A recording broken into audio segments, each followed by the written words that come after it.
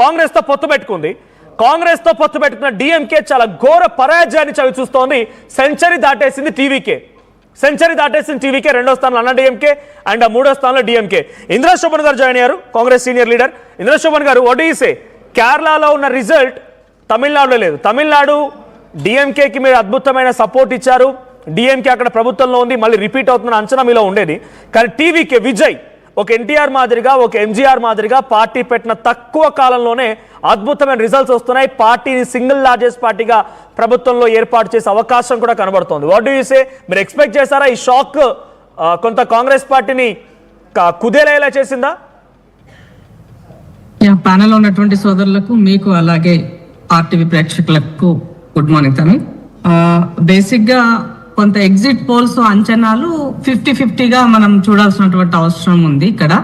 So ముఖ్యంగా మాకు సంబంధించిన విషయానికి వచ్చినట్లయితే కేరళలో చాలా క్లియర్ గా ముందు నుంచి చెప్తున్నట్టుగానే కేరళలో యూడిఎఫ్ కాంగ్రెస్ మద్దతు ఉన్నటువంటి పార్టీ ముందు సక్సెస్ వైపుకి దూసుకెళ్తున్నది.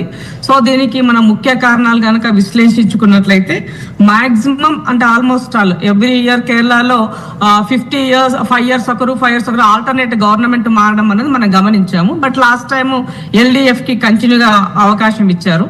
ఈసారి కనుక మనం చూసుకున్నట్లయితే కంటిన్యూగా 10 సంవత్సరాలు ఒక యాంటీ ఇన్కంబెన్షన్ అయి ఉండొచ్చు.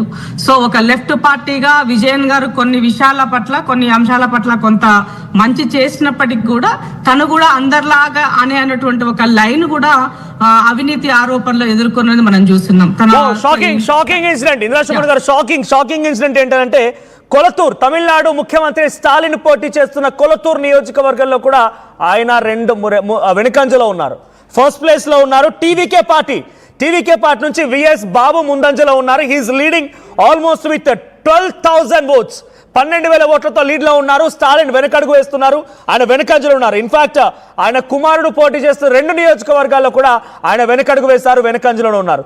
డిఎంకే పార్టీ ఏకంగా అధికారంలో ఉన్న పార్టీ, ముఖ్యమంత్రి కూడా ఓడిపోబోతున్నాడా? సో మేబీ ఎందుకంటే రాజకీయాల్లో కొంత కొత్తదనం చూడాలని ఓటర్లు అనుకున్నట్టుగా మనం తమిళనాడులో గమనించాల్సినటువంటి అవసరం ఉంది.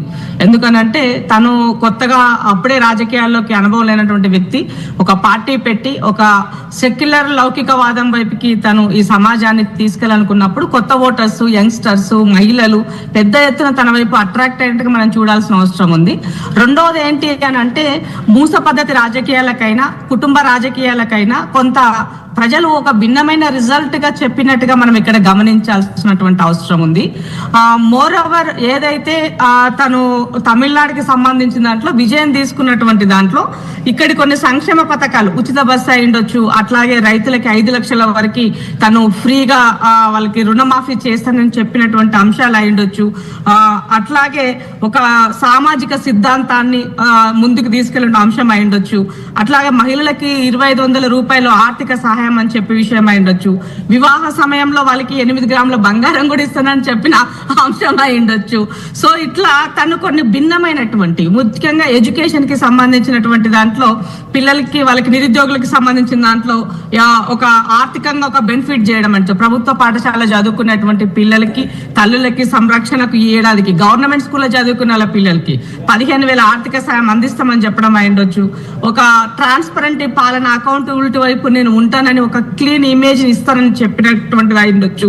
అట్లాగే నెట్వర్కింగ్ సంబంధించినటువంటి ఏదైతే విజయ్ మక్కల్, ఇయక్కుం, విఎంఐ అని ఏదైతే తన అభిమాన సంఘాలు ఉన్నాయో అవి ఏళ్ళ క్రితమే వాటిని ఏర్పాటు చేసుకొని ఒక సేవా దృక్పథాన్ని దాని ద్వారా తను చాటుకున్నటువంటి అంశాలు అయి ఉండొచ్చు.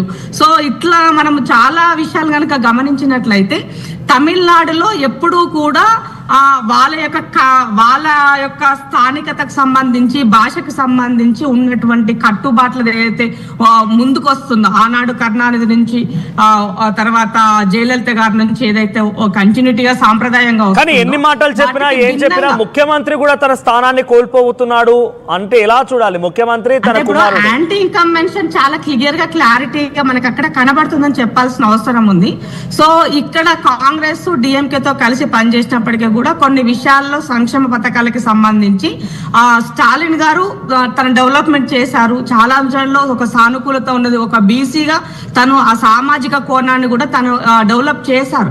కానీ చాలా సంవత్సరాల నుంచి ఆ కుటుంబాలు రాజకీయాల్లో ఉన్నాయి కాబట్టి అది కూడా కొంత యాంటీ ఇంక్రిమెంట్స్ వైపు వెళ్ళిందేమో కూడా ఆలోచించాల్సిన అవసరం ఉంది.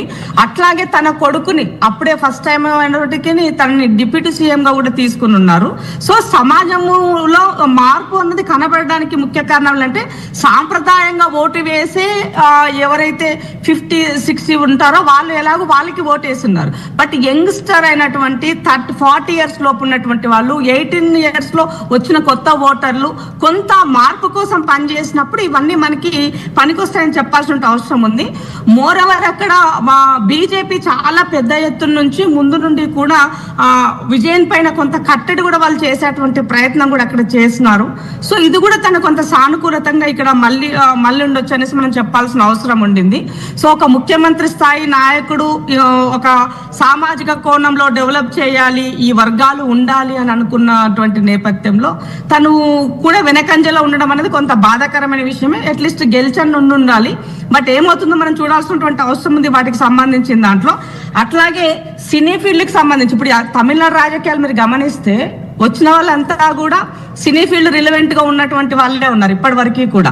సో ఇండిపెండెంట్ ఇప్పుడు అటు జయలలితని తీసుకున్నా, కరుణానిధి గారిని చూసుకున్నా, అంత ముందుకు జయలలిత కన్నా ముందు ఉన్నటువంటి తన గురువు గారు అని చెప్పుకున్నటువంటి తన అయినా ఇవాళ విజయన్ అయినా. సో అంటే అక్కడ క్లియర్ గా చాలా ఒక రకమైనటువంటి తమిళనాడు విషయాలపైన, తమిళనాడు రాజకీయాలపైన రిజల్ట్స్ పై ఇంత విశ్లేషణ చేస్తున్నారు. ఓకే, కాంగ్రెస్ పార్టీకి ఇక్కడ తమిళనాడులో డిఎంకే కోల్పోవడం అనేది మీకు కాంగ్రెస్ పార్టీకి ఎలా చూస్తున్నారు? టీవీకే విజయ్ మొదటి నుంచి మీరు చెప్పిన మాటే, డిఎంకే స్టాలిన్ కానీ కాంగ్రెస్ పార్టీ చెప్తున్న మాటే, అతని వెనక అమిత్ షా, మోదీలు ఉన్నారనే రకంగా ప్రచారం చేశారు. ఆ వ్యక్తి ఇప్పుడు మీకు సహకరిస్తాడా? బీజేపీ వైపుగా వెళ్తాడు కానీ.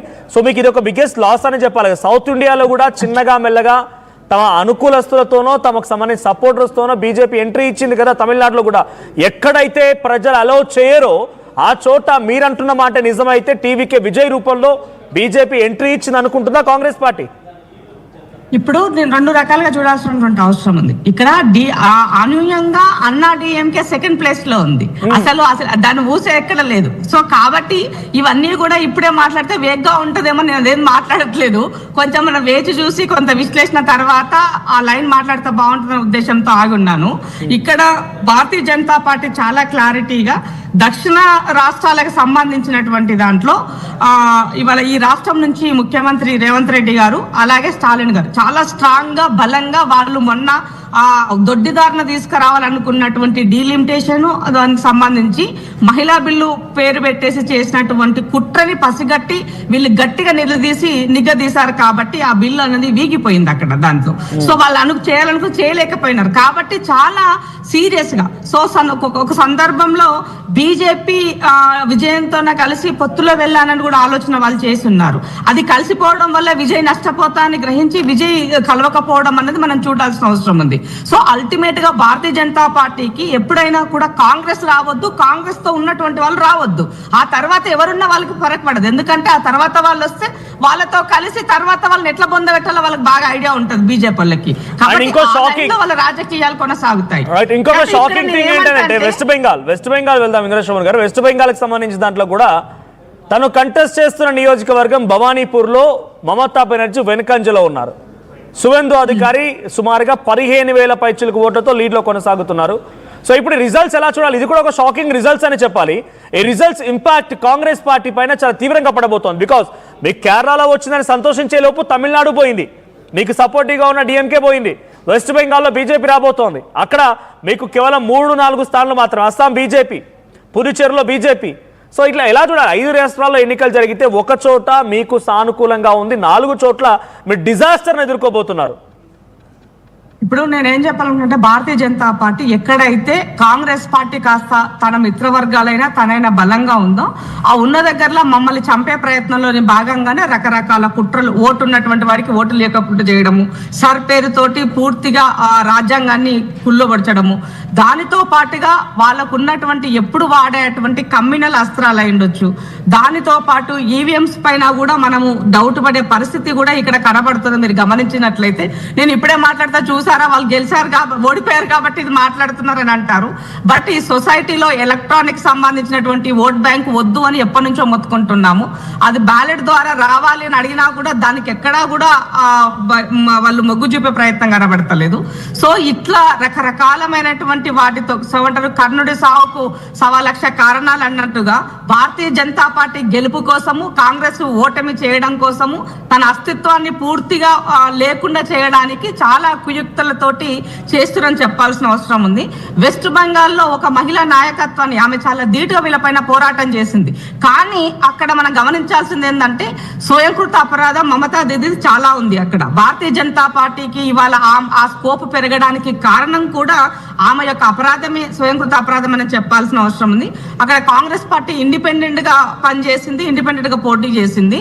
సో అక్కడ మాకి మన బై ఎలక్షన్ లో గెలిచినటువంటి పరిస్థితి, కాంగ్రెస్ పూర్తిగా తృణమూల్ కాంగ్రెస్ కి అక్కడ మెర్జ్ అయినటువంటి పరిస్థితి.